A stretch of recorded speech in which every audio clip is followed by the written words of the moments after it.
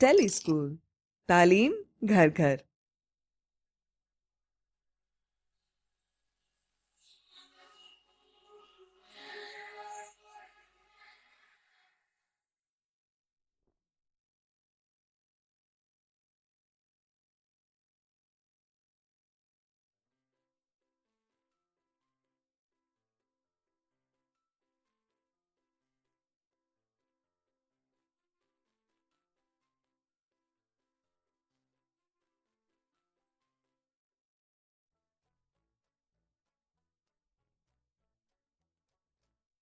میدا، چینی، مکھن، انڈے۔ ارے واہ اسپائکی، لگتا ہے آپ کیک بنا رہے ہیں۔ جی مس، یہ رہا کیک۔ کیا آپ چکھنا پسند کریں گی؟ اسپائکی، ابھی یہ کیک نہیں بنا ہے، یہ صرف ایک آمیزہ یعنی مکسچر ہے۔ آپ کو ابھی یہ آمیزہ اوون میں پکانے کی ضرورت ہے۔ کھانا پکانے کے لیے حرارت بہت ضروری ہے، بالکل ایسے جیسے پودوں کو خوراک بنانے کے لیے سورج کی روشنی کی ضرورت ہوتی ہے۔ کیا؟ مجھے یہ نہیں پتا تھا۔ پودے یہ کیسے کرتے ہیں؟ جتنی دیر میں آپ کا کیک تیار ہوتا ہے، میں آپ کو 4 دوستوں کی ایک کہانی سناتی ہوں جو زمین کے سب جانداروں کی مدد کرنا چاہتے تھے۔ پہلا دوست فوٹو، جو روشنی کی ایک کرن تھا، سورج سے لاکھوں کلومیٹرز کا سفر طے کر کے زمین تک پہنچا۔ دوسرا دوست کاربو، جو کاربن ڈائی آکسائیڈ کا ایک مالیکیول تھا، زمین کی آب و ہوا میں گھوم رہا تھا۔ تیسرا دوست ایکوا، پانی کا ایک مالیکیول آسمان سے بارش کے قطرے کی صورت میں زمین کی مٹی میں جذب ہو گیا۔ تینوں کو ان کے چوتھے دوست کلورو یعنی کلوروفل نے اپنے گھر بلایا۔ کلوروفل ایک کلوروپلاسٹ میں رہتا تھا۔ کلوروپلاسٹ پودوں کے پتوں میں پایا جاتا ہے۔ وہ درخت جس میں کلورو تھا، اس کی جڑوں نے ایکوا کو جذب کیا۔ زائلم نامی ایک نالی ایکوا کو پتوں تک لے گئی جہاں کلورو رہتا تھا۔ اس پتے کی بالائی سطح پہ سٹوما کے چھوٹے سوراخ تھے جن سے کاربو بھی اندر داخل ہو گیا۔ آخر میں کلورو نے فوٹو یعنی روشنی کی کرن کو بھی اپنے اندر جذب کر لیا۔ تو اب آپ کو اپنے سوال کا جواب مل گیا ہوگا۔ سورج کی روشنی کو کلوروفل جذب کرتا ہے اور کیمیائی عمل وقوع پذیر ہوتا ہے۔ اس عمل میں کاربن ڈائی آکسائیڈ اور پانی مل کر شوگر اور آکسیجن بناتے ہیں۔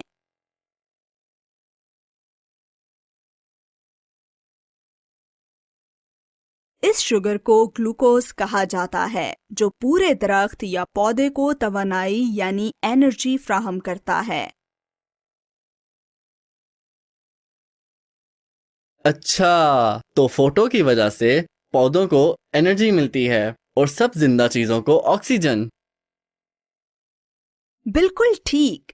آپ کے خیال میں اس عمل کو کیا کہتے ہیں؟ کاربن ڈائی آکسائیڈ اور پانی فوٹو کی وجہ سے اکٹھے ہوتے ہیں، تو اسے فوٹو کمبینیشن کہا جا سکتا ہے۔ اچھا اندازہ لگایا آپ نے۔ اس کا اصل نام فوٹو سنتھسس ہے۔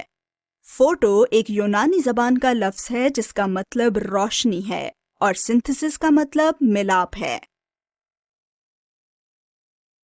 فوٹو سنتھسس ایک ایسا عمل ہے جس سے پودے سورج کی روشنی کی مدد سے پانی اور کاربن ڈائی آکسائیڈ استعمال کر کے گلوکوز اور آکسیجن بناتے ہیں۔ مگر ہمیں کیسے پتا چلا کہ فوٹو سنتھسس کے لیے سورج کی روشنی، کاربن ڈائی آکسائیڈ اور پانی استعمال ہوتا ہے؟ یہ بہت اچھا سوال ہے۔ چلیں یہ پتا کرنے کے لیے ایک تجربہ کرتے ہیں۔ پہلے ہم ایک جیسے 4 پودے لیتے ہیں۔ ہم ایک پودے کو اندھیرے کمرے میں رکھیں گے۔ دوسرے کو ہم بالکل پانی نہیں دیں گے بلکہ خشک ماحول میں رکھیں گے۔ ہم تیسرے پودے کے پتوں پر پیٹرولیم جیلی لگائیں گے۔ یہ مرکب کاربن ڈائی آکسائیڈ کو پتوں میں داخل نہیں ہونے دے گا۔ اور چوتھے پودے کو ہم باہر باغ میں رکھیں گے۔ چلیں دیکھتے ہیں کہ کچھ ہفتوں بعد ان پودوں کے ساتھ کیا ہوتا ہے۔ 3 پودے مرجھا چکے ہیں۔ پہلا پودا اس لیے مرجھایا کیونکہ وہ فوٹوسنتھسس کے لیے سورج کی روشنی جذب نہیں کر سکا۔ دوسرے کو پانی نہیں ملا، جبکہ تیسرا کاربن ڈائی آکسائڈ جذب نہیں کر سکا جو کہ فوٹوسنتھسس کے لیے ضروری ہے۔ لیکن چوتھا پودا بالکل ٹھیک ہے۔ کیا اس سے ہمارا مفروضہ یا ہائپوتھیسس درست ثابت ہوتا ہے؟ جی ہاں، اس تجربے سے پتہ چلتا ہے کہ سورج کی روشنی، کاربن ڈائی آکسائڈ اور پانی کی موجودگی فوٹوسنتھسس کے عمل کے لیے لازمی ہے، تو ہمارا مفروضہ درست ثابت ہوا۔ ٹیلی اسکول، تعلیم گھر گھر۔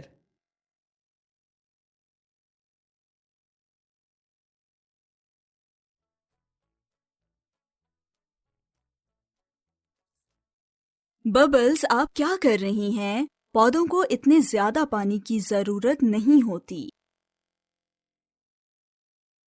لیکن مجھے لگا تھا کہ پانی فوٹوسنتھسس کے لیے ضروری ہوتا ہے۔ ضروری ہے، لیکن پانی کی مقدار اہم ہے۔ اگر آپ زیادہ پانی دیں گی تو مٹی میں کوئی ہوادار جگہیں نہیں رہیں گی اور جڑوں کو مناسب ہوا نہیں ملے گی۔ پانی کے زیادہ دباؤ کی وجہ سے پودے کے خلیے بھی پھٹ سکتے ہیں۔ اوہ، یہ تو مجھے پتا ہی نہیں تھا۔ کیا اسی وجہ سے اس پودے کے پتے پیلے پڑ رہے ہیں؟ ہاں، شاید پتے پیلے اس لیے ہو رہے ہیں کہ ان میں ضیائی تالیف یعنی فوٹوسنتھسس کا عمل رک گیا ہے۔ اس کی کئی وجوہات ہو سکتی ہیں۔ فوٹوسنتھسس کے لیے پودوں کو مناسب مقدار میں پانی، کاربن ڈائی آکسائڈ، سورج کی روشنی، خضرہ یعنی کلوروفل اور درجہ حرارت کی ضرورت ہوتی ہے۔ چلیں دیکھتے ہیں کہ آپ کے پودے کو یہ سب مل رہا ہے یا نہیں۔ پانی دراصل فوٹوسنتھسس میں دو کام کرتا ہے۔ پہلا، یہ سورج کی روشنی سے شروع ہونے والے عمل کے لیے ضروری ہے۔ دوسرا، یہ کاربن ڈائی آکسائڈ جذب کرنے میں مدد دیتا ہے اور یہ بھی فوٹوسنتھسس کے لیے ضروری ہے۔ چلیں یہ دوسرا کام سمجھنے کے لیے دو پتوں کو غور سے دیکھتے ہیں۔ یہ پتا اس پودے کا ہے جسے بہت سا پانی دیا گیا، اور یہ دوسرا پتا اس پودے کا ہے جسے بہت ہی کم پانی دیا گیا۔ کیا آپ کو ان دونوں میں کوئی فرق نظر آتا ہے؟ نچلی تہوں کو غور سے دیکھیں۔ یہ دونوں ملتے جلتے لگ رہے ہیں۔ اوہ، ایک منٹ، اس پتے کی نچلی سطح پر بہت سے سوراخ ہیں اور اس والے میں ہے ہی نہیں۔ بالکل، ان سوراخوں کو اسٹومٹا کہتے ہیں۔ یہ گیسز کے تبادلے میں مدد دیتے ہیں۔ انہیں قابو میں رکھنے والے خلیوں کو محافظ خلیے یعنی گارڈ سیلز کہا جاتا ہے۔ جب گارڈ سیلز پانی جذب کرتے ہیں تو یہ پھول جاتے ہیں اور سوراخ بڑے ہو جاتے ہیں۔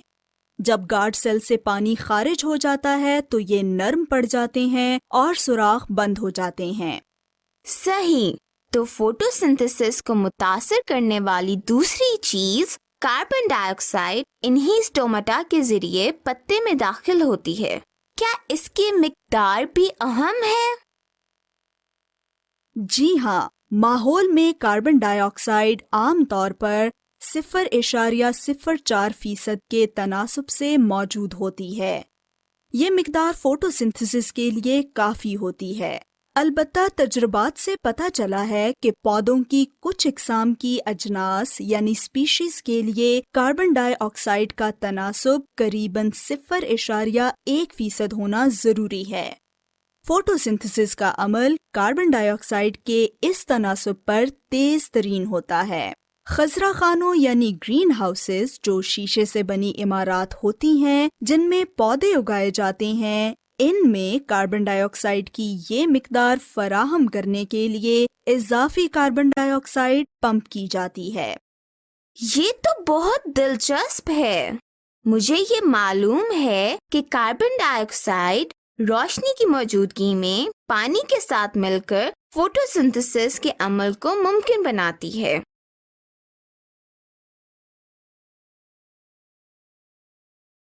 یہ پودا ابھی سائے میں ہے تو شاید اسے روشنی مناسب نہ مل رہی ہو۔ ایسا کرتے ہیں، اسے کھڑکی کے قریب رکھ دیتے ہیں تاکہ اسے مزید روشنی مل سکے۔ کیا پودے کبھی روشنی کی زیادتی کا شکار بھی ہو سکتے ہیں؟ جی، پودوں کی کچھ سپیشیز کے لیے سورج کی زیادہ روشنی نقصان دہ بھی ثابت ہو سکتی ہے، لیکن آج تو بادل ہیں، اس لیے زیادہ روشنی کا خطرہ نہیں ہے۔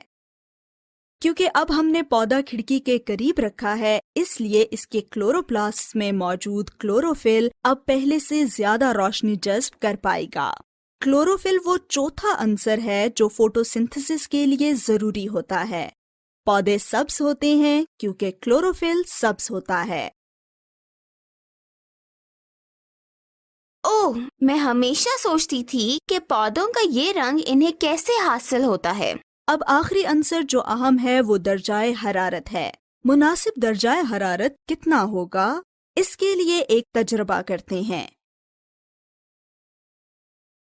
ہم ایک پانی کا پودا استعمال کرتے ہیں کیونکہ اس میں فوٹوسنتھسس کی رفتار دیکھنے کے لیے پانی میں بننے والے بلبلے بآسانی گنے جا سکتے ہیں۔ یہ آکسیجن کے بلبلے ہوتے ہیں اور آکسیجن فوٹوسنتھسس کے نتیجے میں بنتی ہے۔ جب بلبلے تیزی سے بن رہے ہوتے ہیں تو اس کا مطلب یہ ہوتا ہے کہ فوٹوسنتھسس تیز ہے۔ جب یہ آرام آرام سے بن رہے ہوں تو یہ اس بات کی نشاندہی ہے کہ عمل سست پڑ گیا ہے۔ چلیں ایک ترسیم کھینچتے ہیں، یعنی گراف بناتے ہیں، جس سے ہم درجۂ حرارت بڑھنے کے ساتھ فوٹوسنتھسس کی رفتار میں تبدیلی دیکھ سکیں۔ اس گراف سے کیا پتہ چل رہا ہے؟ یہ کہ فوٹوسنتھسس کی رفتار کم درجات حرارت پر کم ہے۔ 20 سے 30 ڈگری سیلسیس کے درمیان یہ عمل تیز ترین ہے اور اس کے بعد یہ دوبارہ آہستہ ہو گیا ہے، اور 40 ڈگری سیلسیس کے بعد سے یہ عمل تقریباً رک ہی گیا ہے۔ بہت کمال کی وضاحت دی ہے آپ نے۔ بس یہ یاد رکھیے گا کہ یہ رفتار صرف اس پودے کے لیے ہی ہے۔ مختلف پودوں کے لیے مناسب درجات حرارت مختلف ہوتے ہیں۔ چلیں اب فوٹوسنتھسس پر اثر انداز ہونے والے ان 5 عناصر کی دہرائی کرتے ہیں۔ پودوں کو فوٹوسنتھسس کے لیے پانی کی مناسب مقدار چاہیے ہوتی ہے۔ پانی فوٹوسنتھسس کے عمل میں اہم کردار ادا کرتا ہے اور یہ سٹومٹا کے سائز کو بھی قابو میں رکھتا ہے۔ کاربن ڈائی آکسائڈ ان سٹومٹا کے راستے پتے میں داخل ہوتی ہے اور سورج کی روشنی کی موجودگی میں پانی کے ساتھ کیمیائی تعامل کر کے گلوکوز اور آکسیجن پیدا کرتی ہے، اور پھر کلوروفل سورج کی روشنی جذب کر لیتا ہے۔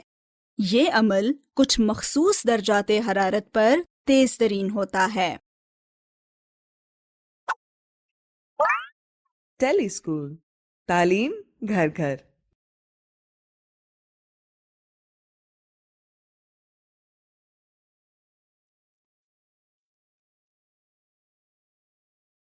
جیسا کہ آپ جانتے ہیں کہ جاندار کاربن مرکبات یعنی کمپاؤنڈز پر مشتمل ہوتے ہیں۔ اب ہم یہ دیکھیں گے کہ پودے کیسے کاربن عنصر یا ایلیمنٹ کو کاربن ڈائی آکسائڈ کی شکل میں جذب کرتے ہیں، اسے استعمال کرتے ہیں، اور اس سے قبل دیگر جاندار اس کا کیسے دوبارہ استعمال کرتے ہیں اور ماحول میں دوبارہ کاربن ڈائی آکسائڈ کی شکل میں خارج کرتے ہیں۔ تو اس کے لیے ہم کاربن ڈائی آکسائڈ گیس سے آغاز کرتے ہیں۔ کیا آپ جانتے ہیں کہ ہوا میں اس کی مقدار کتنی ہے؟ ہوا میں کاربن ڈائی آکسائڈ کی مقدار تقریباً 0.04% ہے، لیکن سینکڑوں سال قبل ہماری رکازی ایندھن یعنی فوسل فیولز استعمال کرنے سے پہلے یہ صرف 0.028% پائی جاتی تھی۔ آپ کے نزدیک یہ زیادہ نہیں ہوگی، لیکن یہ پودوں کے لیے ضروری اعضاء، پانی سے نمکیات اور سورج سے توانائی جذب کرنے والے حصوں کی نشو و نما کے لیے کافی تھی۔ پودے سورج کی روشنی کا استعمال کرتے ہوئے آکسیجن کو پانی اور کاربن ڈائی آکسائڈ سے کھینچتے ہیں، جس سے کاربن الگ ہو جاتی ہے۔ یہ عمل پودے کے پتوں میں موجود سبز تکونیوں یا سبز مائع یعنی کلوروپلاسٹ میں انجام پاتا ہے۔ اس تعامل یا ری ایکشن کو کیا کہتے ہیں؟ شاید یہ دنیا کا سب سے اہم ریئیکشن ہے۔ جب تک آپ اپنا جواب سوچ رہے ہیں ویڈیو کو پاز کر دیں۔ یہ تعامل ضیائی تالیف یا فوٹو سنتھسس کہلاتا ہے۔ بہت خوب۔ ضیاء یا فوٹو کا مطلب روشنی اور تالیف یا سنتھسس کا مطلب بنانا ہے، لیکن آسان الفاظ میں ہم یہ کہہ سکتے ہیں کہ کاربن ڈائی آکسائڈ کو توڑ کر ماحول میں آکسیجن گیس کا اخراج اور کاربن سے پودے کے مختلف اجسام کی نشو نما کرتا ہے، اور جانور ان پودوں اور دوسرے جانوروں کو کھا کر کاربن حاصل کرتے ہیں، اور اس سب کے لیے توانائی یعنی انرجی کی ضرورت ہوتی ہے۔ زندگی کے ان تعاملات کو چلانے کے لیے پودے اور جانور ہوا سے آکسیجن جذب کرتے ہیں اور اسے کاربن سے ملا کر کاربن ڈائی آکسائڈ میں تبدیل کر کے ماحول میں خارج کر دیتے ہیں۔ کیا آپ جانتے ہیں کہ توانائی خارج کرنے والے اس عمل کو کیا کہتے ہیں؟ جواب سوچنے کے لیے ویڈیو کو پاز کیجیے۔ تو اس عمل کو عمل تنفس یا ریسپریشن کہتے ہیں۔ یہاں ان اعمال کو سادہ انداز میں یوں پیش کیا گیا ہے۔ سب سے پہلے سورج کی روشنی کاربن ڈائی آکسائڈ اور پانی کی گرفت یا بانڈز کو توڑ کر آکسیجن اور کاربوہائیڈریٹس بناتی ہے، جو کہ کاربن اور ہائیڈرو یعنی پانی کا مرکب ہے، اور CH2O اس کے سادہ مالیکیول کا اظہار ہے۔ یہ فوٹو سنتھسس ہے۔ اب توانائی کاربوہائیڈریٹس کی شکل میں ذخیرہ ہے اور پودا اس سے اپنے مختلف حصوں کی نشو نما کر سکتا ہے۔ توانائی حاصل کرنے کے لیے انہیں صرف اس عمل کو مخالف سمت میں چلانا ہوگا اور آکسیجن اور کاربوہائیڈریٹس کو دوبارہ جوڑنا ہوتا ہے، جس سے کاربن ڈائی آکسائڈ اور پانی بنتا ہے۔ اس عمل کو ریسپریشن کہتے ہیں۔ آئیں ان دونوں اعمال کو مزید تفصیل سے جانتے ہیں۔ ان دونوں کو عام درجہ حرارت پر فعال یا ایکٹیویٹ ہونے کے لیے عمل انگیز یعنی کیٹلسٹ کی ضرورت پڑتی ہے، جنہیں خامرے یا انزائمز کہتے ہیں۔ فوٹو سنتھسس کے دوران پگمنٹ کی ضرورت بھی پڑتی ہے، جسے خضرا یا سبزینہ یعنی کلوروفل کہتے ہیں۔ میگنیسیم ایٹم اس کا فعال حصہ یا ایکٹیو سائٹ ہوتا ہے، جو اس ماڈل میں سبز رنگ کا دکھایا گیا ہے۔ یہاں سورج کی نیلی اور سرخ روشنی جذب ہو کر ریئیکشن میں مدد دیتی ہے، جبکہ سبز روشنی واپس منعکس یا ریفلیکٹ ہو جاتی ہے، جس سے پتا کافی سبز نظر آتا ہے۔ یہ ریئیکشن کئی پیچیدہ مراحل میں انجام پاتا ہے۔ یہ ایسا ریئیکشن ہے جو ہماری زمین میں بہت پہلے ہی ارتقائی عمل سے گزر چکا ہے، یعنی ایوالو ہو چکا ہے۔ سبز نیلے ایلگی، جنہیں سائنو بیکٹیریا بھی کہتے ہیں، آج بھی سمندر میں پائے جاتے ہیں۔ اگر ہم خود ہی سورج کی روشنی سے کاربن ڈائی آکسائڈ اور پانی کو توڑ کر آکسیجن اور خوراک بنا سکیں تو ہم خوراک اور سبز توانائی کے حصول کے مسائل پر قابو پا سکتے ہیں۔ سائنسدان کلوروفل کا متبادل تلاش کر رہے ہیں، لیکن شاید جب تک وہ تلاش کریں کوئی مزید بہتر کیٹلسٹ ارتقاء کے ذریعے وجود پا چکا ہو۔ عمل تنفس کو بھی آکسیجن اور کاربوہائیڈریٹس کو جوڑنے کے لیے انزائمز کی ضرورت پڑتی ہے۔ پودوں اور جانوروں کے خلیوں یعنی سیلز میں موجود خیتی ذروں یعنی مائٹوکونڈریا میں بہت سے ریئیکشنز انجام پاتے ہیں۔ انسانوں اور بہت سے فقریہ یا ریڑھ کی ہڈی رکھنے والے جانداروں یعنی ورٹیبریٹس میں خون پھیپھڑوں سے آکسیجن اور آنتوں سے خوراک کو خلیوں تک پہنچاتا ہے۔ وہاں آکسیجن اور خوراک کا ریئیکشن ہوتا ہے اور خون کاربن ڈائی آکسائڈ کو دوبارہ پھیپھڑوں تک لا کر خارج کر دیتا ہے۔ پودے صرف اندھیرے میں تنفس کا عمل انجام دیتے ہوئے بھی پائے گئے ہیں، کیونکہ فوٹو سنتھسس کے دوران وہ استعمال کرنے کی نسبت زیادہ آکسیجن پیدا کرتے ہیں۔ لیکن کیا آپ نے کبھی سورج کی روشنی سے چھپی ہوئی جڑوں اور بیجوں کے بارے میں سوچا ہے؟ ویڈیو کو پاز کریں اور سوچیں کہ جڑوں اور بیجوں کو توانائی کیسے ملتی ہے۔ اس کا جواب یہ ہے کہ جڑ اور بیج کو آکسیجن کی وافر مقدار کی ضرورت ہوتی ہے، جس کا مطلب یہ ہے کہ مٹی میں کیچڑ کے بجائے ہوا کا ہونا ضروری ہے۔ جڑ کو پتوں سے شوگر حاصل ہوتی ہے اور بیج میں خوراک کا ایک بڑا ذخیرہ موجود ہوتا ہے، جو نئے پتوں کے پھوٹنے تک استعمال ہوتا ہے۔ عمل تنفس بھی جلنے کے عمل کی طرح کا ہی ہوتا ہے، کیونکہ دونوں کو خوراک یا ایندھن کو استعمال کرنے کے لیے آکسیجن کی ضرورت ہوتی ہے اور نتیجے میں کاربن ڈائی آکسائڈ بنتی ہے۔ عمل تنفس کا ریئیکشن عام درجہ حرارت پر جسم کے خلیوں میں انزائمز کی موجودگی میں انجام پاتا ہے، جبکہ جلنے کے عمل میں کوئی کیٹلسٹ استعمال نہیں ہوتا اور یہ بہت زیادہ درجہ حرارت پر انجام پاتا ہے۔ تاہم دونوں عمل توانائی خارج کرتے ہیں۔